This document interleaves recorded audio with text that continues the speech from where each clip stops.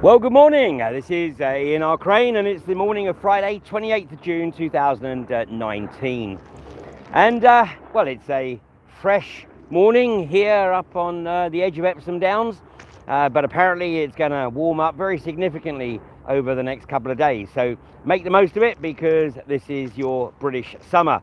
Of course, the extreme weather that we are having, just a reminder, is nothing at all to do with man-made climate change, the construct created to keep humanity in fear and blame humanity for a naturally occurring phenomena known as the Maunder minimum. And fascinating to see how many climate change adherents know little or nothing about the Maunder minimum, having literally fallen for the emotional BS presented to blame humanity and therefore tax humanity for something that is occurring but has nothing to do with them. And all around the world we are seeing massive impact on crop growth. Recently the Chinese government issued a warning stating that they were very aware of concerns that food might be running short, but there's enough for everybody. Primarily because China has been ingratiating itself in the areas of the world which will be the new crop growing areas. And one of the reasons I think that the EU is pushing for EU military unification is that there are elements that know that the coming devastation of the traditional crop growing areas of the world, particularly across the northern latitudes, then it may resort in the not too distant future to the need for conflict to regain or to gain access to the new crop growing regions of the planet. So anyway, make the most of your summer, and but at the same time do your own research. Well, the title of this morning's broadcast is Glastonbury plus 5G equals nosebleeds, migraines and insomnia. And to all those people who have paid a small fortune to go to Glastonbury, then you have effectively paid to be a human guinea pig. And the corporations love this because it gives them an opportunity to test their wares, and of course they'll do it in such a way that there's plausible deniability, because all the problems that manifest at Glastonbury will be blamed, of course, on other things like illegal drugs that have been smuggled onto the site. But what is interesting is I received a message from somebody who plays with a well-known legacy band, and here's the message from them this morning. Hi Ian, I'm at Glastonbury. My friend posted 3 videos of his meter showing high radiation around the phone masts at Glastonbury. He had 108,000 hits, and then Facebook took his page down. He's now got a video of his meter near a mast in the middle of the festival, and it's completely off the scale. Meanwhile, somebody else by the name of Julia Makiva, she posts this. She says, my daughter arrived at the Glastonbury Festival site last Friday. She's doing the crew food. She reported a huge number of staff having strange nosebleeds and a huge number of people skipping shifts as they are experiencing migraines and headaches, which are quite alien to them. She does the festival most years, and she says this is different from anything she recalls from previous years. So the evidence is out there.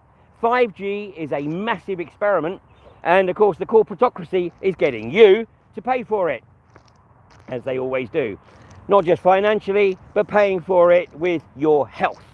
And this is something that the Manchester Airport's management team are suddenly realising that they dropped a massive one by allowing Vodafone to put a blast pod, a 5G blast pod, into Manchester Airport without any due diligence, without any information being provided by Vodafone as to the safety of those blast pods. And of course, what's happening here is 5G is a military grade technology that is being unleashed upon the unsuspecting civilian population. Well, the good news is that an increasing number of academics, an increasing number of scientists And even a few politicians are now starting to ask the right questions. But is it enough to stop this massive rollout? Quite probably not, which is why it's so crucial that grassroots activism takes the lead here. And that's why we have the 5G awareness tour well underway, and presentations are occurring, certainly weekly, but that's going to increase to daily as we get into the autumn. So, in the meanwhile, of course, we've still got the issue of fracking, and although the lid on the coffin is well and truly in place, the nails have yet to be hammered shut. And of course, Quadrilla are now back at Preston New Road, and of course this is a massive blag to their investors, because basically they have no money, they have no prospect of ever getting any real return out of Preston New Road, and of course the stock price of their major investor AJ Lucas is in the toilet.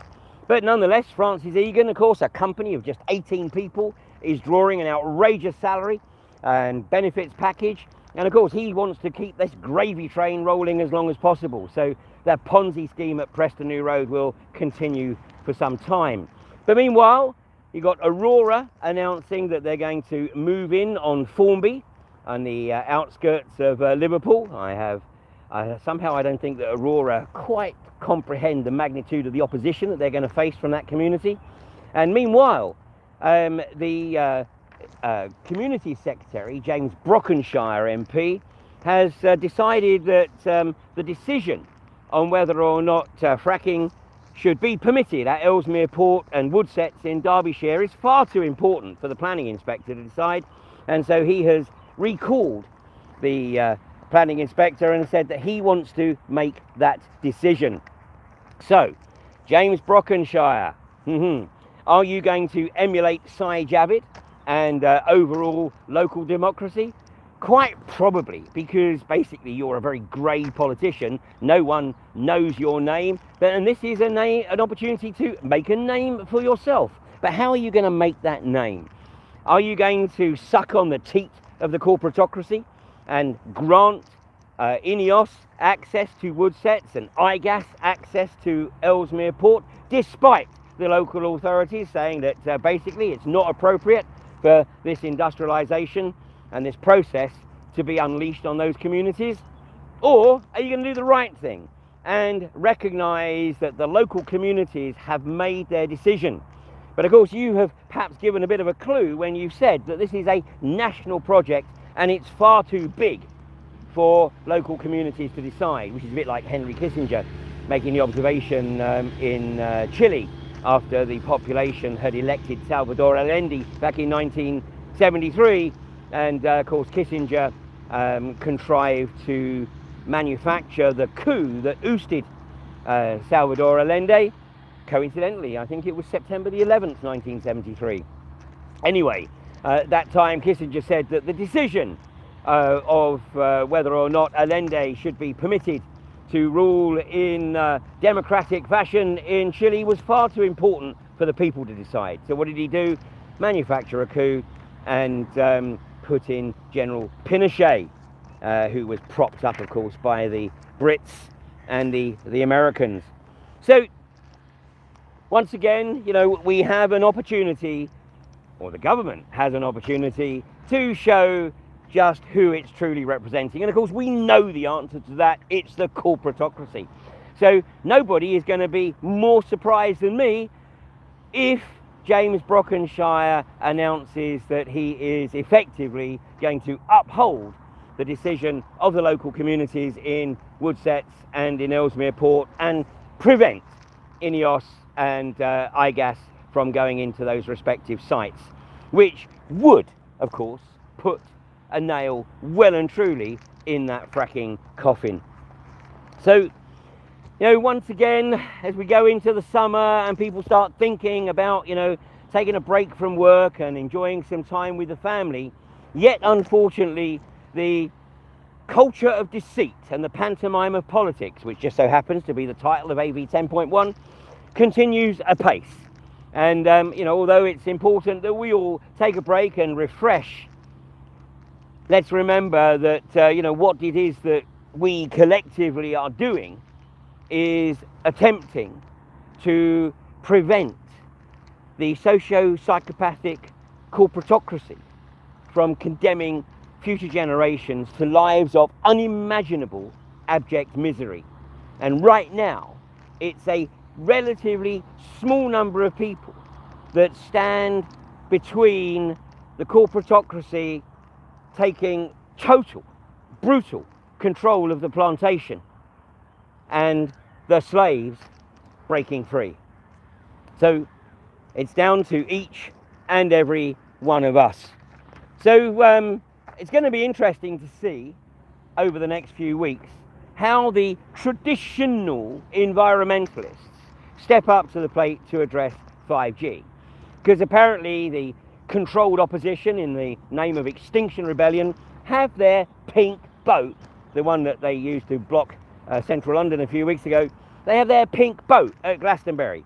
But try and engage anybody from Extinction Rebellion on the dangers of 5G and watch how they try and change the subject. Watch how they obfuscate. Watch how they try and is to push the construct of anthropogenic climate change, to blame humanity for something which is naturally occurring, i.e. the Maunder minimum. So come on people, wake up.